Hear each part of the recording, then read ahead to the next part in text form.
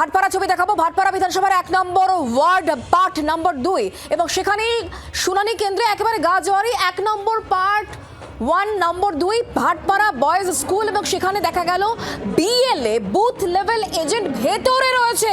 পাশাপাশি ভাটপাড়া পুরসভার vice chairman সোজা ঢুকে গেলেন বুথের ভেতরে। কিন্তু কিভাবে এই প্রশ্ন উঠছে।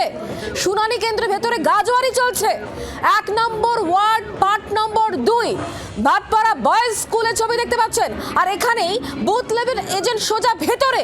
এর পাশাপাশি ভাটপাড়া পুরসভার ভাইস চেয়ারম্যান তিনিও সোজা বুথের ভেতরে ঢুকে যান। শুনানি চলছে আজকে তৃতীয় দিন।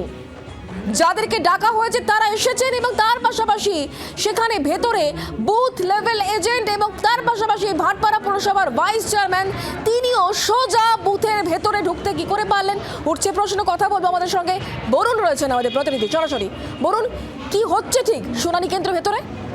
একেবারে দেখো, শুনানি কেন্দ্রের ভেতরে যে জিনিস আমরা দেখতে পেলাম যে ভাটপাড়া পৌরসভার যে পৌর প্রতিনিধি অর্থাৎ ভাইস চেয়ারম্যান দেবজ্যোতি ঘোষ তিনি কিন্তু সরাসরি ঢুকে পড়েছিলেন। তিনি যেটা দাবি করছেন যে এই যে তিনি ঢোকার কারণ হচ্ছে যে বিএলএ যারা রয়েছে তাদের বসতে দিতে হবে, এমনটাই কিন্তু তার তরফ থেকে দাবি করা হচ্ছে। একেবারে তিনি যেটা বারবার করে বলছেন যে কেন বিএলএ বসতে দেবে না, তাদের কোনো কাগজ বা তারা যে বসতে পারবে না সেই নির্বাচন কমিশনের যে চিঠি, সেই চিঠি তাদের কাছে আছে কিনা। আমার সামনে কিন্তু রয়েছেন দেবজ্যোতি ঘোষ। দাদা, আপনি একেবারে ভেতরে ঢুকে পড়লেন, কেন ভেতরে ঢুকতে গেলেন? আমরা দলের তরফ দিয়ে একটা সহায়তা কেন্দ্র খুলেছি। আমিও একটা বুথের বিএলএ 2, আমার বুথে আমাকে বসতে দিচ্ছে হিয়ারিং এর সময় এজেন্ট। আমরা সকাল থেকে এই বুথে যে 5 নম্বর বুথে আজকে যেটা নিয়ে সমস্যা তৈরি হচ্ছে, সকাল থেকে একের পর এক লোক যাদের 70, 80, 85 বছর বয়স, তারা 1-1.5 ঘন্টা। বরুণ, তুমি আমাদের সঙ্গে থাকো। যে ছবি আপনাদেরকে আমরা দেখাচ্ছি এই মুহূর্তে ভাটপাড়া ছবি দেখতে পাচ্ছেন, আর অন্যদিকে বেলতলা গার্লস হাই স্কুল সেখানকার ছবি দেখতে পাচ্ছেন। এবং দুটো ক্ষেত্রেই দেখা যাচ্ছে এই যে ব্যক্তি যিনি পালিয়ে গেছেন বাইকে করে, তিনি খানিকক্ষণ আগে শুনানি কেন্দ্রের ভেতরে ছিলেন, তারপর তিনি বাইরে বেরিয়ে আসেন এবং তারপর কোনো রকম ভাবে সেখান থেকে তিনি পালিয়ে কোনো ক্রমে বাঁচলেন। আর অন্যদিকে ভাটপাড়া ছবি দেখাচ্ছি, সেখানেও কিন্তু একেবারে গরমিল।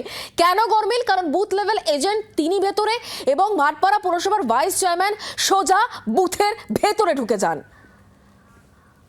দিচ্ছে আপনি যে বসতে দেবেন না তার একটা রিটিন কপি আমাদের দেখান। ইলেকশন কমিশনের যদি এরকম কোনো নির্দেশ থেকে থাকে তার অর্ডার কপিটা আমাদের দিন, নালে বিএলএ 2কে বসতে দিন।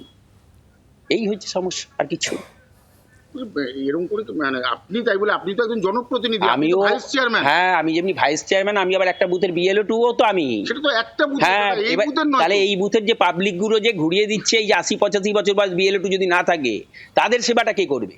এই যে মানুষগুলো যাচ্ছে, এই আপনার সামনেই তো দেখলেন যে বলছে হিয়ারিং এর দরকার নেই, তাহলে সেই 1.5 ঘন্টা ধরে লাইন দিল হুইল চেয়ারে বসে, 85 বছর বয়স, আপনার সামনেই তো দেখলেন, তাকে ঘুরিয়ে দিচ্ছে। তো গেল, কিন্তু আপনি তো একজন ভাইস চেয়ারম্যান। হ্যাঁ, জনপ্রতিনিধি বলেই তো মানুষের পরিষেবা দেওয়া আমাদের ডিউটি। তাহলে আপনি একদম যেখানে বুথ সেখানে ঢুকে না না না না, আমি ওনার কাছে জানতে চেয়েছি একদম ভেতরে। হ্যাঁ হ্যাঁ, তো আমি যাব কোথায়? তাহলে আপনি বলুন আমি যাবোটা কোথায়? কোথায় দেখতে যাবো অর্ডারটা তো ভিতরে গিয়ে জানতে যাবো।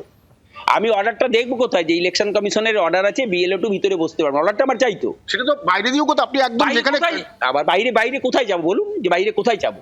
কিন্তু আপনি তাই বলে ভেতরে যেখানে কাজ হচ্ছে মানুষকে নজর থাকবে আমাদের। ধন্যবাদ বরুণ। বাংলার আওয়াজ, বাঙালির আবেগ, জি 24 ঘন্টা।